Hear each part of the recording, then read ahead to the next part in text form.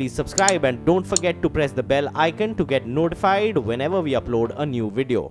11,000 crore rupee fraud at Punjab National Bank is taking several twists and turns. It is a story that has multiple threads: political, regulatory, commercial, and even investigative. Let me take you through the key developments of the day on these fronts. First up, the PNB management spoke to the media for the first time after the detection of the fraud. In that press conference, PNB said that it had detected the scam on the 25th of January and lodged an FIR on the 29th of January. The bank also says that this was a standalone incident and that the recovery process has now been initiated. Not just that, PNB's management has also confirmed to CNBC TV18 Newsbreak that Nirav Modi has written to the bank proposing a repayment plan. The PNB management also spoke on the issue of liability. Sources from the banking sector have been telling CNBC TV18 that banks are urging the RBI to instruct PNB to pay up outstanding dues on letters of undertaking issued to Nirav Modi and his associate entities, but PNB has said it has not received any such instruction as yet, and it maintains that it is in talks with other lenders on the issue and it will honor any bona fide commitments. Meanwhile, investigative agencies have stepped up their action against Nirav Modi and other persons that are allegedly behind the fraud. The CBI has issued a lookout circular, even as sources say that Nirav Modi is not in India. In fact, he could be in Switzerland. The Enforcement Directorate has seized gems, gold and jewellery worth over 5,000 crore rupees after conducting search operations across the country. The PNB fraud has also triggered a political blame game. The Congress, the Aam Aadmi Party and the CPI have hit out at the Modi government. The Congress has alleged that the government ignored a 2016 complaint against Mehul Choksi and his Gitanjali gems. The government on its part has hit back at the Congress, saying the fraud started and thrived when the UPA was in power. Now, Network 18 has exclusively accessed the letter that the Congress has referred to. The letter was sent to the Prime Minister's office in July of 2016. It alleged possible fraud, naming Mehul Choksi and Gitanjali gems. Remember, Choksi and Gitanjali gems were also named along with Nirav Modi and his companies in the CBI FIR filed at the end of January this year. Before I bring in our special guest, let's hear out the PNB management on the scam. We are the first one to detect and report this to the various law enforcement agencies. Banking sector, जो भी हमारे lenders हैं, हमने उन सबको इसमें inform करके रखा है, उनको advisory भी दी है. The bank has the capabilities and the capacities to come out this situation. PNB is confident and committed for clean banking. We will come out with the present situation. We are already in discussion with all the stakeholders, including the other banks who are a party to it. We will resolve it. We will honor all our bona fide commitments. That is the PNB management there, saying the fraud was perpetrated over several years and was finally detected on the 25th of January 2018.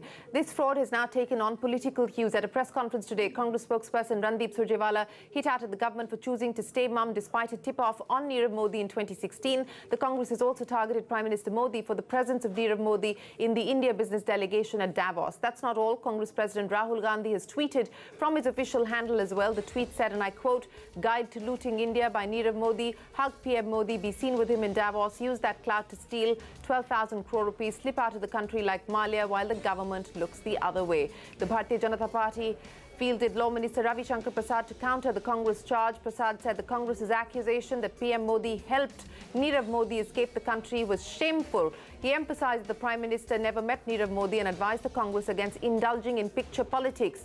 It's not just Congress. Delhi's Chief Minister Arvind Kejriwal and West Bengal Chief Minister Mamata Banerjee have also now jumped into the fray with their reactions on the issue. Joining us now to discuss this further, Amit Malviya, spokesperson of the BJP, Raghav Chadha, spokesperson of the Aam Aadmi Party, and Mohammad Khan, spokesperson of the Congress Party. Gentlemen, appreciate you joining us here on the show. Amit Malviya, I would like to start by asking you, and while the BJP has said that let's not indulge in picture politics, what is absolutely clear is that Nirav Modi was part of the CEO delegation at Davos. Nirav Modi was photographed as part of the CEO delegation that met with the Prime Minister in Davos.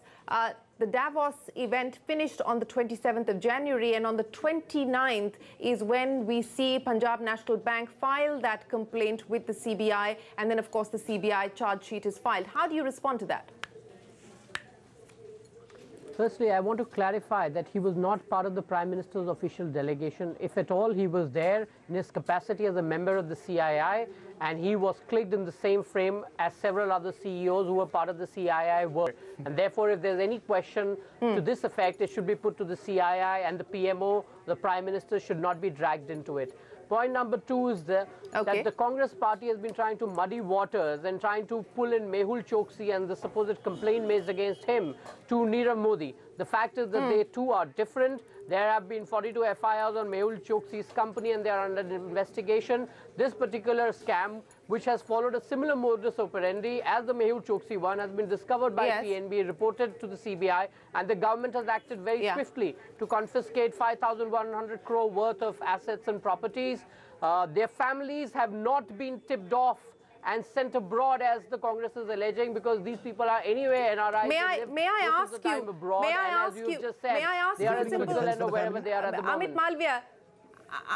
Amit Malviya, may I ask you a simple question? You said that the Congress is trying to muddy waters by bringing up that complaint that was sent to the Prime Minister's office in 2016. Yes, the complaint dealt with Mehul Choksi, but Mehul Choksi has also been named in the same FIR that has been filed by the CBI that involves Nirav Modi and his associates. Punjab National Bank has also named Mehul Choksi. So if there was such a complaint that was sent to the Prime Minister's office in 2016, why has there been no action till 2018?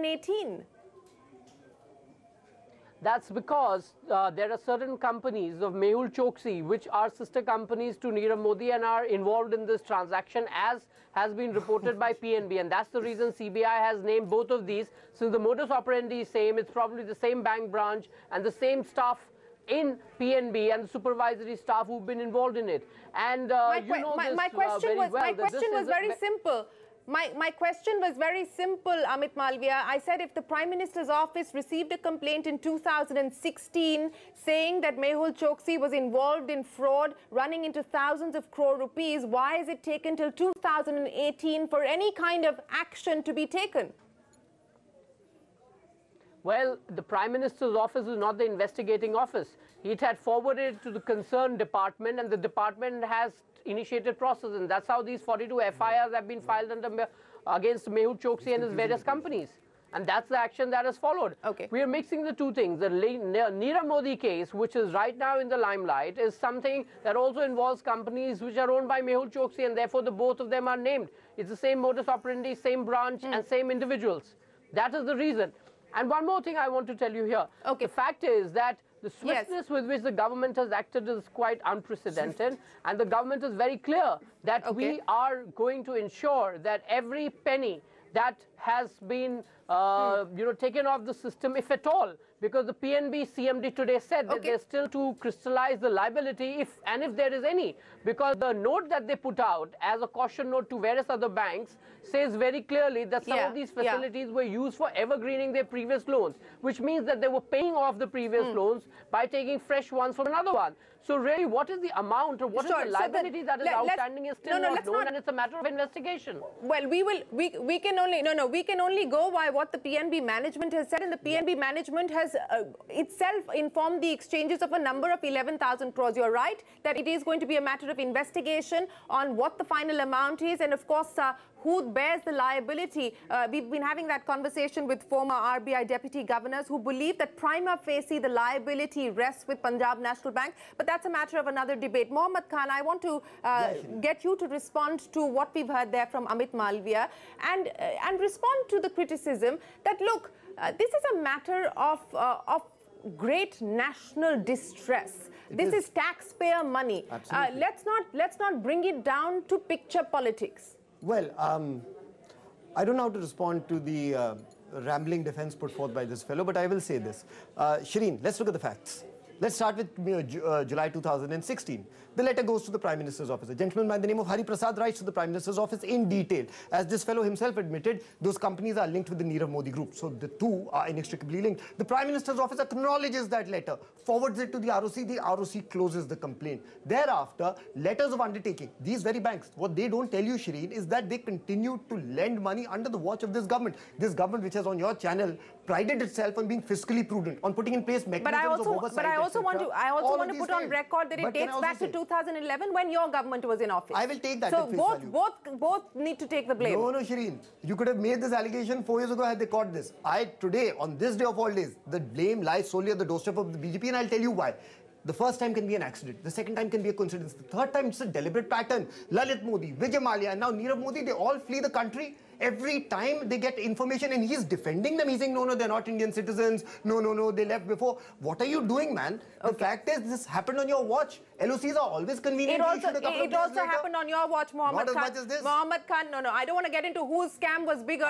That's a whole other debate. It also happened. No. It happened. God, you must adhere to that standard. It also happened on your watch. Raghav Chadda, very quickly, the key questions that you would like answered here on this program.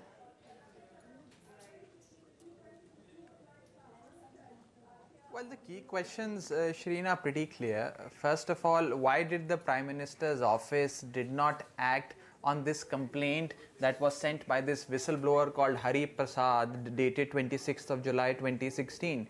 This complaint, if you go through the contents, very clearly says that I have exhausted all my remedies before the Finance Ministry, the Ministry of Corporate Affairs, the FIU, etc., and none of these agencies have any interest in acting against Nirav Modi, and therefore, Honorable Prime Minister, I am petitioning your office to kindly look into this entire matter. The Prime Minister's office, in fact, receives this complaint, gives a due, Raghav, don't be economical with the truth. Don't be economical with the truth. The letter talks about Mehul Choksi. The letter does not talk about Nirav Modi.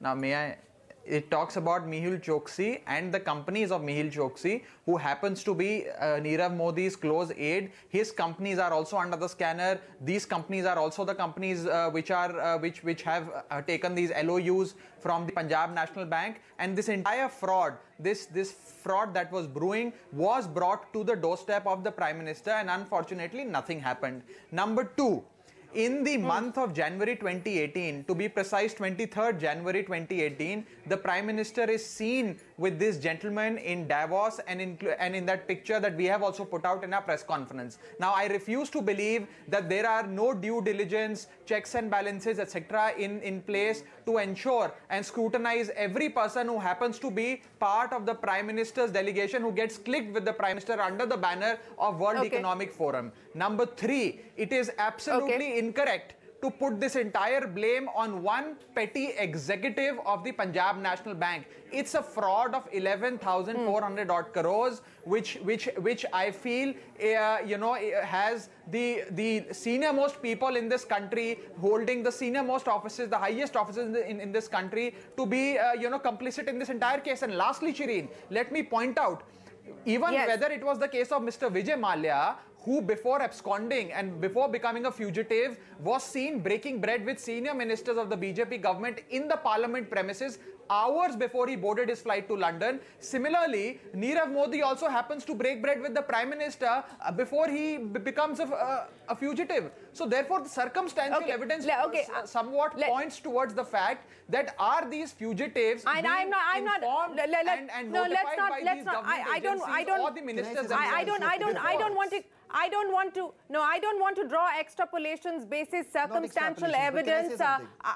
Just a second, Mohammed. I need to take a break, but I don't want to get into extrapolations basis circumstantial evidence. That is not what we do here on this program. Amit Malviya, very quickly before I take the break, you talked about swift action. Why is it that we've only seen the ED make a recovery to the tune of, they claim, 5,000 crore rupees today? Why is it that since the 25th of January, which is when the fraud was detected, and then the 29th when the complaint has been made, and previous raids have happened, there has been no such recovery ostensibly by the Enforcement Directorate? Well, Shireen, the fact of the matter is that immediately after the complaint was made, there was action which was initiated. And the 5,100 crore that we are speaking about is a result of raids that have happened on multiple locations. And as you know, these raids do not happen with any prior information. So they were done at a certain time of the ED's choosing, and they've gone ahead and ensured that they have confiscated the maximum amount they could, so that it puts a lot of pressure on the defaulter in this case to pay up. And also, as has been reported by several sections of the media, that Nirav Modi himself has come forward and offered to settle whatever is the outstanding. So there is immense pressure on him, and the government is committed to ensure that he pays up everything that is due to the bank. And one last point I want to say. One last thing, Shireen, since the fellow from Congress kept saying that he's been clicked with the Prime Minister, and so did the guy from Aam Aadmi Party, their own leader today said that Rahul Gandhi was attending the bridal jewelry collection in 2013, hosted by Nirav Modi. Now, Rahul Gandhi certainly not interested that's in one of your bridal trolls. jewelry. He's not one of ours. And Let me this clarify guy something. from the Congress party you're referring to has is one to of yours. clearly It has answer nothing to do with what us. was Rahul Gandhi's business attending those bridal jewelry collection at Imperial Hotel in Rahul ji Delhi. never attended any So such function. was he Don't kind of get defensive. All right. Okay. Today you have to answer the questions. Today referring and pointing fingers to the Congress will not save you. All right, You have been caught. Gentlemen. I should be embarrassed. I have to answer nothing. I have to answer nothing. Please, that you will not understand. We are completely. I know you're used to condensing your thoughts to 140 characters, but I'm sorry. We're completely out of time. Raghav Chadha, I'll give you the final say before we close. Very briefly. Yes, go ahead. Yeah. Very briefly, first of all, it is also important that all of us understand that this entire episode started in 2011. So therefore, substantial number of loans were given by the UPA, and substantial number of loans or the letter of undertakings were issued under the NDA's regime. And both these governments seem to be responsible or complicit. Number two, when we talk about crystallization of liability, since the BJP spokesperson pointed out that, this figure of 11,400 odd crores hasn't been crystallized and perhaps is not the right figure and perhaps is an exaggeration. Now, the Punjab National Bank on the 14th of Feb, that is yesterday, put out this letter in accordance with the SEBI's regulation and says that the fraud is to the tune of USD 1,771 million, which comes to approximately 11,400 odd crores, and they've also made a provision of a similar amount in their balance sheets. Therefore, this amount clearly is crystallized, and they have ascertained that the fraud is amounting to 11,400 odd crores. Therefore, we should not let the BJP pointed that out, Raghav Chadha. mislead the people. No.